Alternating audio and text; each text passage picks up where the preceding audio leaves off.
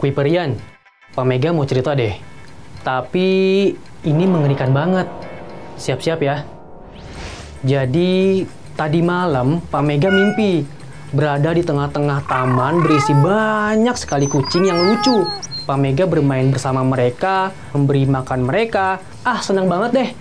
Tapi tiba-tiba ada petir menyambar. Lalu langit berubah menjadi gelap. Semua kucing di sana pun seperti patung, nggak ada yang bergerak. Karena bingung, Pak Mega coba menggoyangkan badan satu kucing di dekat Pak Mega. Kemudian kucing itu menatap Pak Mega. Semua kucing pun begitu. Anehnya, mata mereka semua berubah menjadi merah menyala. Pak Mega takut dan coba menjauh dari kucing-kucing itu. Mereka malah mengejar, lalu... Pak Mega pun terbangun. Serem banget kan? Yang Pak Mega ceritain tadi itu emang cuma mimpi buruk sih. Tapi gara-gara mimpi itu, Pak Mega jadi ingat sesuatu yang lebih mengerikan. Dan ini fakta loh. Kuiperian tahu kan kalau kita punya pasukan elit imun dalam tubuh? Iya, sistem imun yang melindungi kita dari segala macam penyakit. Tahu nggak? Mereka yang selama ini melindungi kita ternyata bisa berbalik menyerang. Berubah menjadi autoimun. Mengerikan sekali ya. Kuiperian, ada yang tahu apa itu autoimun? Lalu kira-kira apa ya yang jadi penyebab dari perubahan imun menjadi autoimun? Apa jangan-jangan kucing dalam mimpi buruk Pak Mega jadi jahat karena imunnya berubah jadi autoimun? Kita cari tahu sama-sama jawabannya yuk. Sebelumnya, Kuiperian masih inget kan sama pasukan elit imun? Nah, kalau kamu lupa, Pak Mega ingetin lagi nih. Ada makrofag, ada neutrofil, sel dendritik, sel T helper, sel T memory, sel B, dan sel B memory. Dalam kondisi normal, pasukan elit imun kita itu bisa mengenali perbedaan antara kawan dan lawan. Mana sel-sel tubuh kita, dan mana sel-sel asing, bakteri, atau virus. Ini berarti tubuh kita aman Kuiperian, karena pasukan elit nggak akan menyakiti kawannya.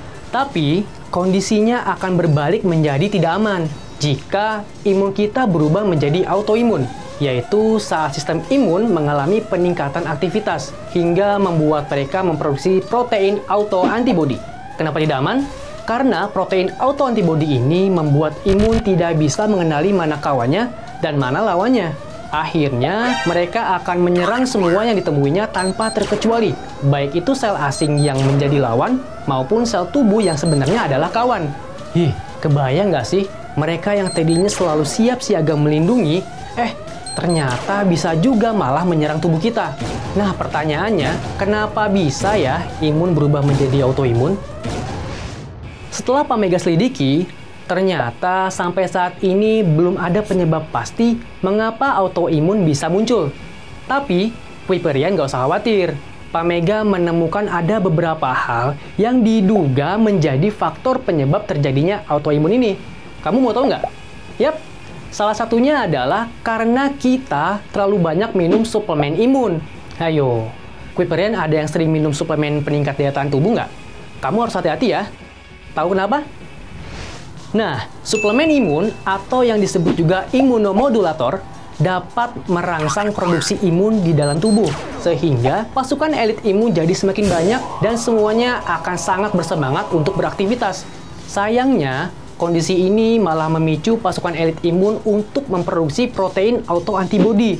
Selanjutnya, bisa dibayangkan dong apa yang terjadi? Yap, para pasukan elit imun ini justru saling menyerang satu sama lain karena tidak dapat membedakan mana lawan dan mana kawan. Maka dari itu, suplemen imun hanya diperuntukkan bagi mereka yang membutuhkan. Contohnya, pasien yang imunnya sedang melemah. Kalau kamu merasa sehat, nggak perlu minum suplemen imun. Cara menjaga tubuh bisa dengan berolahraga dan istirahat yang cukup. Ingat ya, segala sesuatu itu harus proporsional. Karena yang berlebihan itu juga nggak baik. Nah, sekarang Kuiperian udah tahu kan apa itu autoimun? Yaitu kondisi ketika imun tidak dapat mengenali mana kawan dan mana lawannya. Lalu, meskipun autoimun belum bisa dipastikan penyebabnya, tapi kita bisa mencegah hal-hal yang dianggap dapat membahayakan pasukan elit imun. yaitu dengan menjalankan pola hidup sehat supaya tidak perlu minum suplemen imun.